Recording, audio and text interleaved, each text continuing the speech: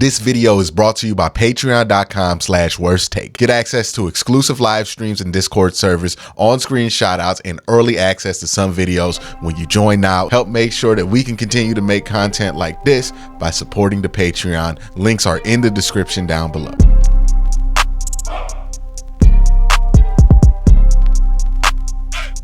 We all just want to have fun. I think that's what this is all about. I think we want some excitement. And I think that's what's been missing from this preseason. We can say it's the offensive line that has the fan base bummed out or some other thing, or you can make this about Deshaun Watson, even though most reports indicate that Deshaun Watson's looked pretty good in camp. It ain't about none of that, because we had the same dynamics going on last year. But what we did have in the preseason game was some excitement. You saw some stuff from some rookies that encouraged you. You saw some stuff from some second-year players that encouraged you. You saw some stuff from some starters that encouraged you, right? Go back and look at what people were saying last preseason. We were excited about the individual things that we were seeing in the preseason from players that we're excited about. Think about it like this. Austin Watkins had this city on fire because he was playing so well in the preseason. Has anybody even really come close to that? Like, who's been the preseason phenom here? You haven't had a standout performance. And look, that's not going to change how the season goes. Austin Watkins was a fun story in August, but he didn't end up playing a down in the 2023 season for anybody.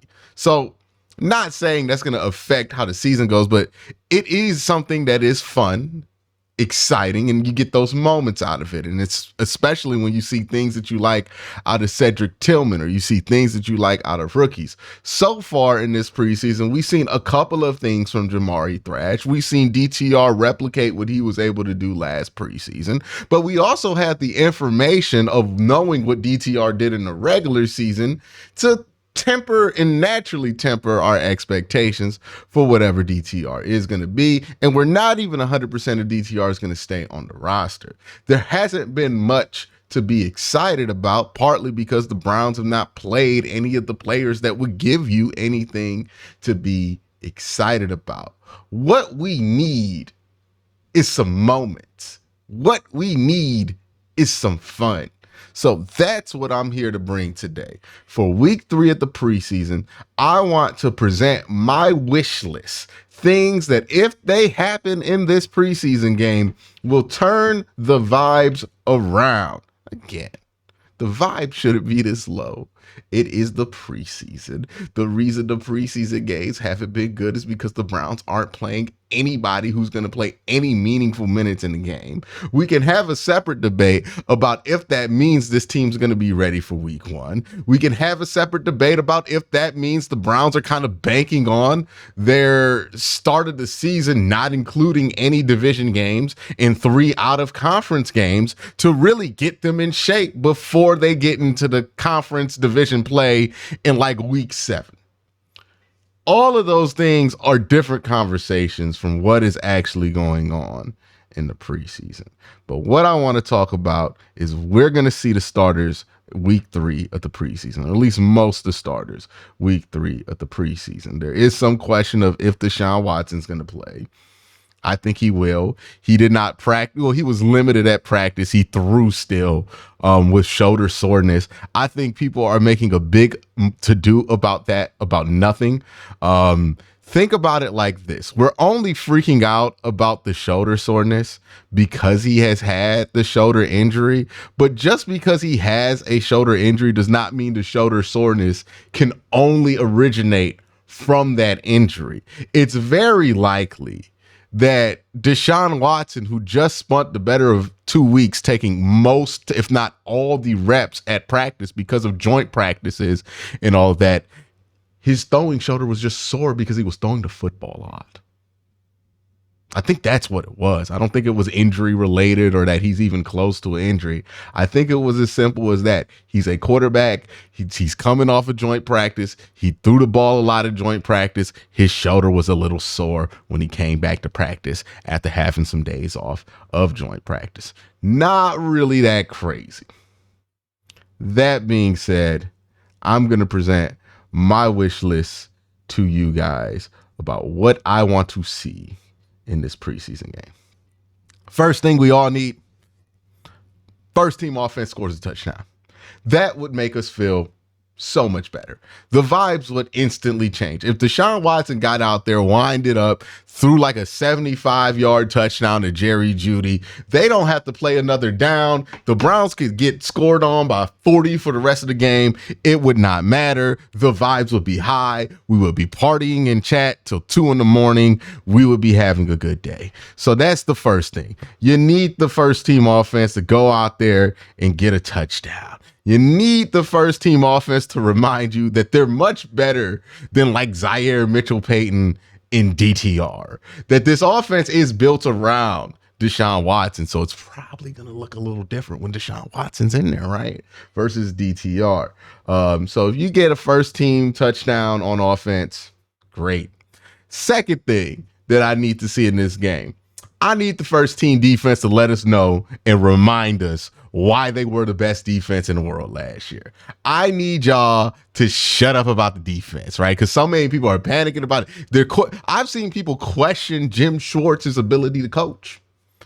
Dude won assistant coach of the year last year, deservingly. One assistant coach of the year, took a defense that was historically bad in run defense, historically bad in a lot of numbers in 2022, and then made them historically good. That is the job that Jim Schwartz did last year. And because you spent 2 weeks watching preseason games, I get comments in every video talking about how Jim Schwartz might not be the guy who can figure out what the Browns need to do on defense.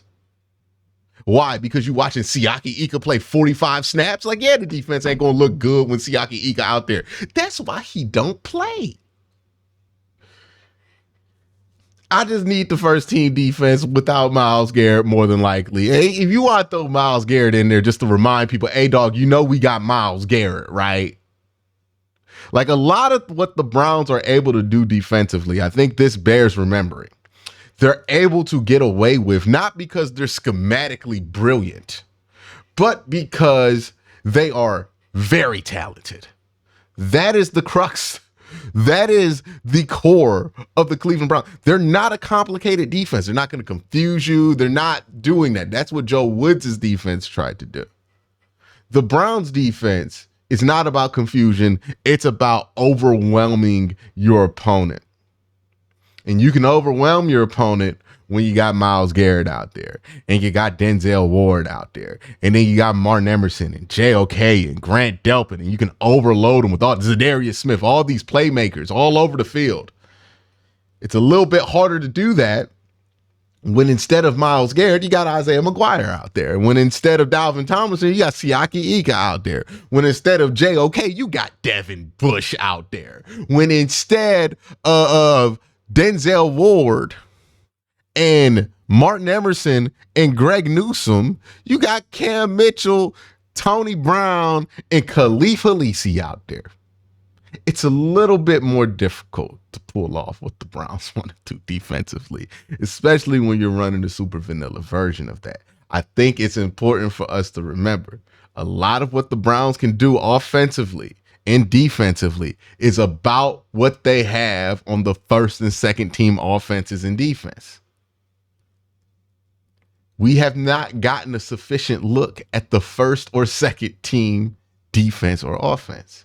And I think it would be important for both units to remind us this is why they can get away with these things that don't look good when they're on lesser players, because the Browns don't have lesser players, especially for the I've heard people act like this defense wasn't even good last year now because like Joe Flacco threw 2 pick sixes and they blame the defense for losing the game against the Texans exclusively. I need that defense to get out there and shut up some of these people. Just remind them that this defense is one of the best defenses that we had seen in the last 10 years, and you returned everybody. So we can get back to actually being in the scope of reality when we discuss the Browns again. That would be nice. Jerry Jeudy and Elijah Moore. Ooh, Nothing would get the timeline more excited than a Jerry Jeudy touchdown. Again, I told you, if Deshaun Watson throws a 75-yard bomb to Jerry Jeudy, y'all gonna be good. It ain't gonna matter what happens the rest of that game. Y'all gonna be good. Y'all gonna immediately watch that highlight, turn around, grab your phone, get on Twitter, search Cowboy fans, and start talking shit for the next 2 weeks. That is exactly what you would do if you saw that, because that would get you excited. Oh, don't let you see like a Cedric Tillman one. Don't let the first team offense score twice. Because all of this negativity, all this doom and gloom over preseason that some of y'all been doing, and it's not the majority of Browns fans. I would like to remind folks that Browns fans are optimistic by nature, not pessimistic. There are some that are pessimistic, but the overwhelming majority of Cleveland Browns fans are optimistic. They're just not super loud about it. But even those people who are loudly pessimistic, it don't take much to make them flip. So don't believe them. It's usually a wolf ticket. They don't actually think the team's going to win 7 games. They just being emotional in the comment section. Let David Bell score a touchdown and y'all gonna be excited. If Watson plays, another kind of under the radar thing I want to see Watson do, I know he's going to be able to do the stuff to Njoku. We know that's going to be there. I want to see him get the ball to Jordan Atkins. I want to see Jordan Atkins have a role in this offense again, like we thought he was going to have, and let him be a factor. I think that'd be important because it would take some pressure off David Njoku. Another thing that I think is super important, need to see this run game be able to get at least 3.5 a carry. Like, I would prefer 4. You know me. I don't think anything below 4 yards a carry is good. But at least give me 3.5 on first down. Like, if Deontay Foreman can give me 3.5 on first down, I feel much better about the run game. Because what the Browns' run game is missing isn't home run ability without Nick Chubb. You have that in loads with Jerome Ford. What the Browns' run game is missing without Nick Chubb is 3.5 yards or more on first down. They need to be able to do that. Just first down, run that thing. Deontay Foreman, 3.5 yards. If he does that, we good. We good. I need to see it. I need to see the Browns' run game just look normal. Please, can you do that for me? Just look normal. Jordan Hicks is not going to play, but JOK may play. Love to see JOK in more coverage, and also be interested to see who the Browns would start if Jordan Hicks does not play next to JOK, and especially in nickel packages where you would have 2 linebackers out there. Also, another thing that I need to see, or really want to see this Browns team do in this preseason game, is see them work tempo. We've heard a lot about how one of the main things that Ken Dorsey is bringing to this offense is tempo, right? That's one of the main things he's talked about. That's something they talked about throughout camp. Ken Dorsey wants to bring the tempo. We have not seen any tempo in the preseason so far, and rightfully so. DTR and Tyler Huntley been playing quarterback. They need to just play quarterback. They're not going to be able to get to the tempo part of it. But Deshaun Watson and Jameis Winston should be trusted to go tempo.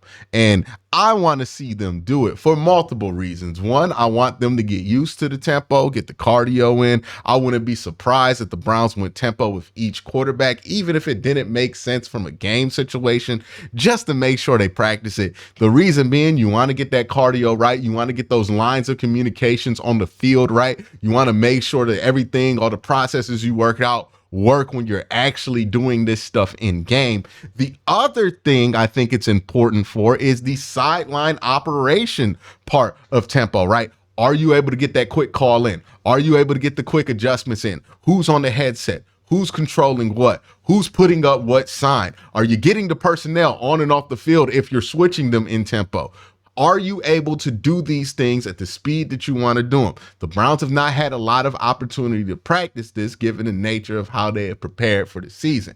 You want to be prepared for the season. You want this stuff to be ready for Dallas, because I promise you, you're going to run a lot of tempo in Dallas, or at least want to run some tempo in Dallas. And you're going to want to see them be able to do that penalty-free, timeout free and stress free. You want it to be smooth. You want them to get at a nice groove with the tempo, because if you hear Ken Dorsey say it, you hear this offense say it, tempo is going to be a part of the plan here and a big part of the plan on the offensive side of the ball. And it's one of the things they're adding in that's going to separate this offense from what Kevin Stefanski has been doing with Alex Van Pelt, where they only went to tempo at the end of half situations. So want to see that. And also want to see Jameis Winston in there and see how much different the offense looks when Deshaun and Jameis are running it versus when DTR and Tyler are running it. Like how much of this are they restricting because of the skill sets of those two players and what it allows and what it doesn't allow versus what they can do with guys who are significantly more talented in Jameis Winston and Deshaun Watson.